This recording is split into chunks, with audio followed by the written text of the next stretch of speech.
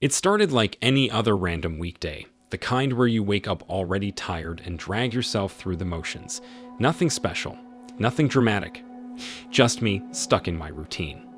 Work had been brutal that day, not because it was particularly hard, but because it was one of those shifts where everything felt like it was moving in slow motion. By the time I clocked out, I was running on empty. My stomach was growling like it was auditioning for a horror movie, and my head was pounding, probably from skipping lunch. Normally, I try to avoid fast food. It's just not my thing. I've always been the guy who'd rather spend an extra few bucks for something fresh, something that feels like it's made with care. Give me a spicy bowl of pho or a colorful poke bowl any day. But on this particular night, none of that mattered. Convenience was king, and my hunger made the decision for me. That's how I ended up walking into this little burger joint just a few blocks from my apartment. The place wasn't anything to write home about. It had the kind of look that screamed functional. Faded checkerboard tiles on the floor, red vinyl booths that probably hadn't been replaced since the 90s, and a counter with one of those old-school soda machines behind it.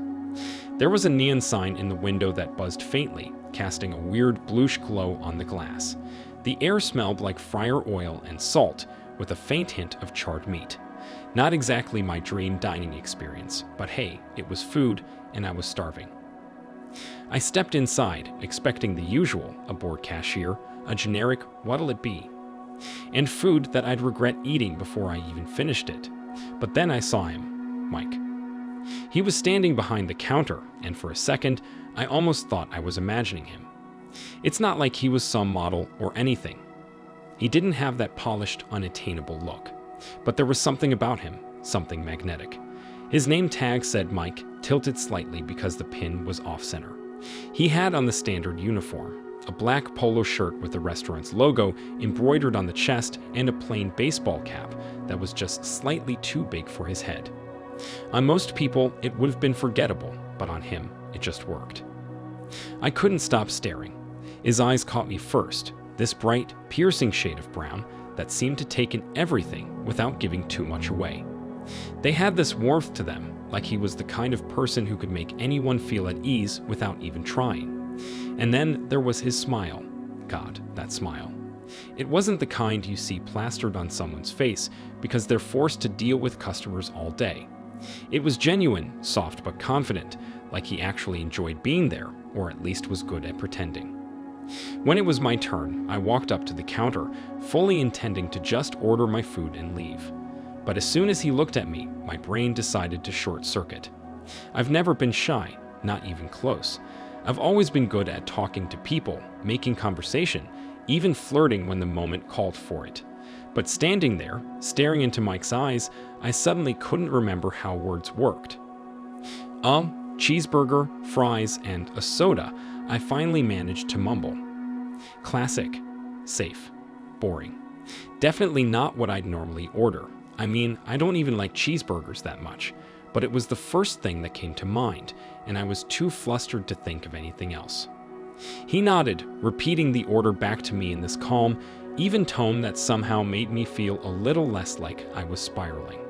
"Anything else?" he asked, his voice smooth and unhurried, like he actually cared about my answer. For half a second, I thought about saying something bold, something stupid, like, "Yeah, your number," or maybe, "What time do you get off?" But instead, I chickened out. My brain was screaming at me to play it cool, so all I did was shake my head and say, "No, I'm good." The whole interaction couldn't have lasted more than 30 seconds, but it felt like a lifetime. The way he handed me my change, his fingers brushing mine for just a split second, was enough to send my heart racing. His smile lingered, just a little longer than it needed to, and I couldn't help but wonder if he knew what he was doing to me. I took my bag of food and walked out into the night, but my mind stayed right there at the counter. I couldn't stop replaying the moment in my head, dissecting every little detail. His voice, his smile, the way he looked at me like I was more than just another customer. It was ridiculous. I didn't even know this guy, and yet he had completely thrown me off my axis. By the time I got home, the burger was cold. Not that I cared. I'd spent so long sitting on my couch, staring at the wall, thinking about him that I completely forgot I was hungry. It wasn't just about the way he looked. though that definitely didn't hurt. It was the way he made me feel, like there was something in the air between us that I couldn't quite explain. I unwrapped the burger, taking a bite without really tasting it, and found myself wondering if he was still there, standing behind that counter, flashing that same smile at someone else. The thought made me feel something I couldn't quite name jealousy. Curiosity. Whoever it was, it had a hold on me. And as much as I tried to convince myself it was nothing, just a random moment in a random burger joint, deep down, I knew it wasn't. It was more, or at least it could be. Fast forward a week, and life was still the same grind. Wake up, work, eat, sleep, repeat. Except now, there was this little spark of something I couldn't shake, a memory I kept turning over in my head, replaying like it was my new favorite song. That moment at the burger joint, the way Mike smiled, how his voice felt like it wrapped around me and stayed long after I'd left. I knew it was dumb, obsessing over a guy I'd barely spoken to, but I couldn't help it. So, there I was, walking back from a late-night convenience store run. My apartment was out of essentials, milk, eggs, and a shameful amount of instant ramen. I was juggling 2 flimsy plastic bags, minding my business, when I saw him. Mike, just walking down the street like it was no big deal. He wasn't in his uniform this time. He had on a hoodie that looked way too comfortable, dark jeans that fit him just right, and these scuffed-up sneakers that somehow added to his charm. He had earbuds in, completely in his own world, and for a second, I thought about just letting him pass. But then something in me, call it courage or stupidity, decided, what the hell, just say something. Hey, I called out louder than I intended. He didn't hear me at first, so I tried again, adding, Mike, right? This time, he stopped. He pulled out one earbud, looking a little confused at first, but then his face lit up with recognition. Yeah, do I know you? I felt my heart kick into overdrive. It's Ethan, from last week. Cheeseburger, fries, soda, I said, cringing immediately. Great. Real smooth, Ethan. Way to sound like a total loser. But instead of looking annoyed or weirded out, he laughed. A real laugh, the kind that comes from deep in your chest and makes your eyes crinkle. Cheeseburger guy, he said, shaking his head with a grin.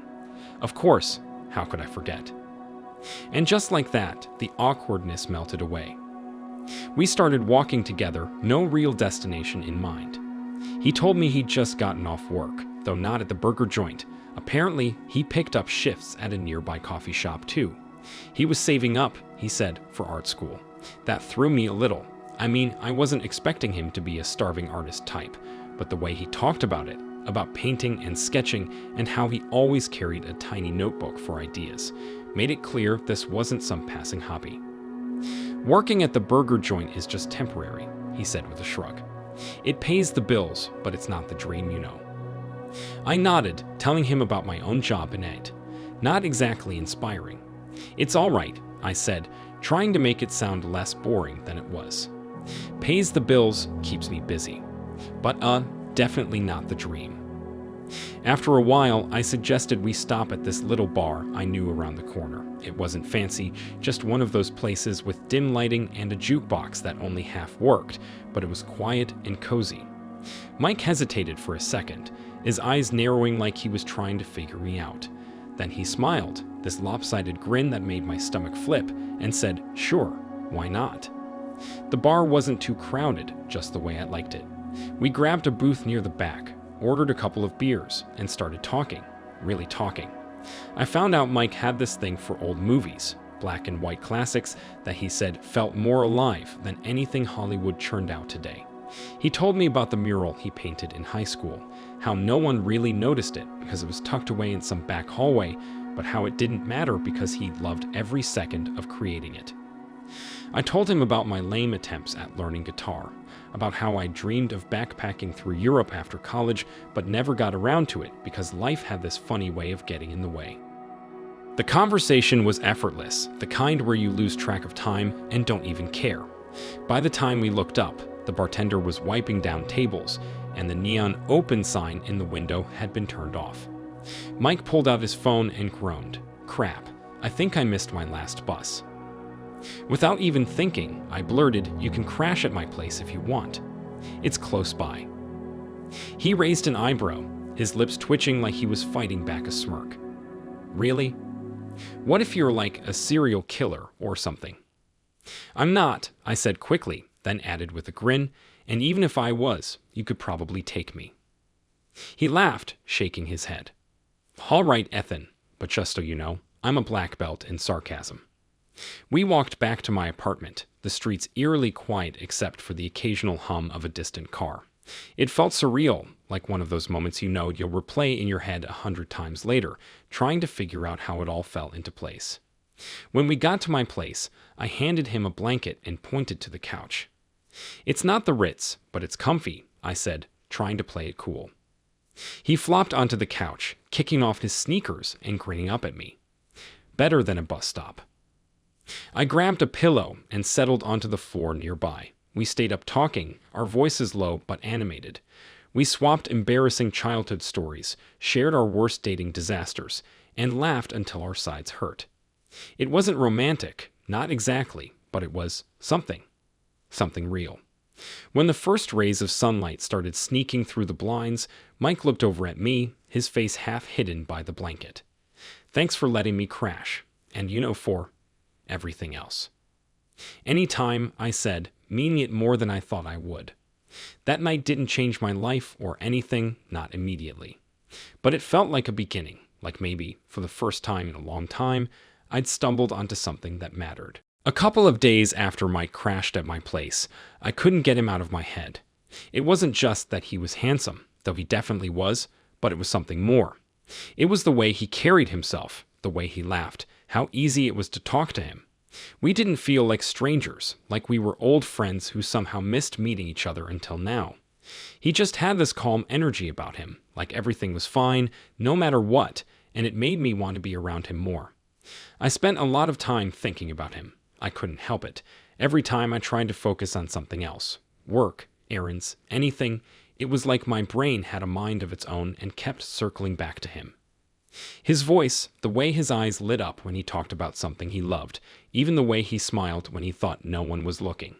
It all stayed with me. I debated texting him for a bit.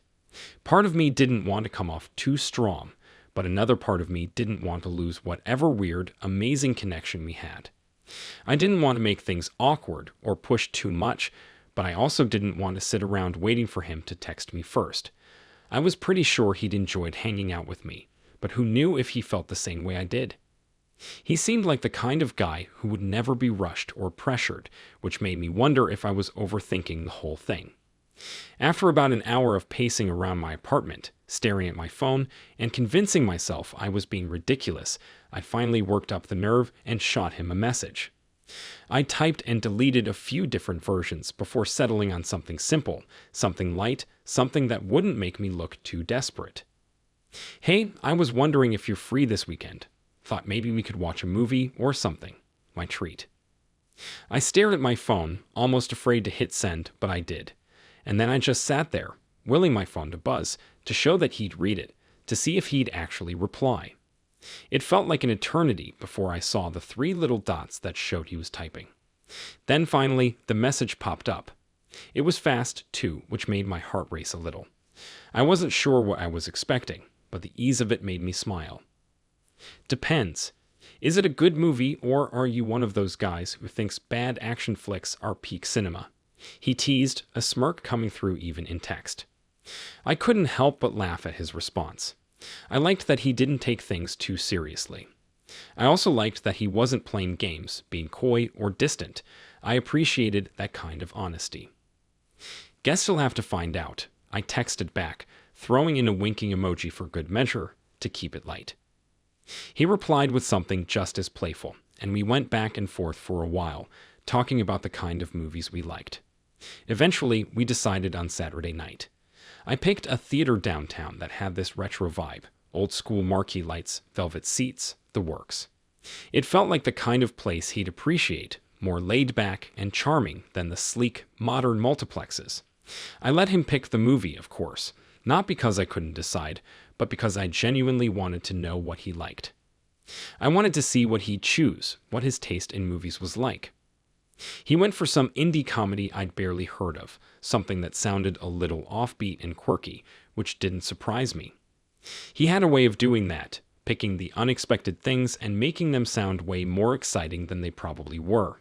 But honestly, I didn't care what we were watching. I just wanted to see him again. I couldn't shake the feeling that there was something between us, something worth exploring. Even if it was just the potential for a really great friendship, it was worth taking the chance. When I met him outside the theater, he looked different, more relaxed, maybe. The last time I'd seen him, he'd been kind of casual, but this time, he seemed like he put more thought into his outfit, even if it was still pretty laid back. He wasn't in his usual work uniform or hoodie this time. He was wearing this simple button-down shirt that was a bit rumpled, like he had rushed to get ready, but it somehow made him look even better. His jeans were worn in just the right way, and his hair was a little tousled, like he'd been running his hands through it while thinking about something. When he saw me, he smiled. That same smile I remembered from when he first crashed at my place. It felt like everything else just faded out for a second. We didn't need to say anything. I just had this feeling that he was just as excited as I was to see where this night would go. We made small talk for a minute, then headed inside. The theater was quiet and dimly lit, a little nostalgic, the air thick with the scent of buttered popcorn. It was the kind of place that felt like time slowed down the moment you walked in. The movie was okay, funny in parts, kind of weird in others. But what I remember most is how his laughter filled the room, soft and genuine, like he wasn't trying to hide how much he was enjoying the ridiculousness of some of the scenes. At one point, our arms brushed on the shared armrest, and I felt this electric jolt, like I was hyper-aware of every inch of space between us. It was a small thing, nothing dramatic, but it felt huge. My heart skipped a beat, and I could feel the heat of his body next to mine, even though we were still separated by a few inches. I didn't know if he'd felt it too, but I couldn't shake the feeling that something was shifting, something that was almost inevitable. After the movie, we walked around for a bit, the night still warm and buzzing with life. The air had that crisp edge to it, the kind of evening where you can still feel the warmth of the day lingering, but also sense that it's fading away. We ended up at this tiny ice cream stand he insisted was the best in the city. The line was long, but the wait was worth it. We stood there, chatting about anything and everything, laughing at each other's stories, teasing one another, enjoying the simple joy of being in each other's company. I couldn't help but smile when he insisted that vanilla was a classic flavor that had never let him down. "You always pick the boring ones," he teased, eyeing my scoop of vanilla, which probably did seem pretty boring compared to his extravagant combo with rainbow sprinkles and some kind of funky mix of toppings I didn't quite recognize. "You're just jealous of my simplicity," I shot back, grinning. It wasn't even the ice cream that made the moment special. It was the way we were together. There was something so effortless about it, like we had known each other for far longer than just a few days. We found a bench nearby, and he sat down next to me, still grinning, and we shared bites of ice cream, making fun of each other's choices and throwing playful jabs at each other. But beneath all that, there was this warmth, this connection that I couldn't explain. I didn't want the night to end. It felt like we were just starting to scratch the surface of whatever this was between us, and for the first time in a while, I wasn't worried about what came next. I was just enjoying the moment. As the night wore on, we talked a little more, then parted ways with a promise to do it again soon. I couldn't shake the feeling that there was something more here, something worth exploring. I didn't know what it was yet, but I was willing to find out, and maybe, just maybe, he felt the same way. When I finally suggested heading back to my place to hang out, I half expected Mike to hesitate. Maybe he'd laugh it off or suggest calling it a night. But instead, he just smiled, that easy, unbothered grin of his, and said, "Sure, as long as you don't make me watch some pretentious indie drama." That got a laugh out of me. No promises. Back at my apartment, things felt surprisingly natural.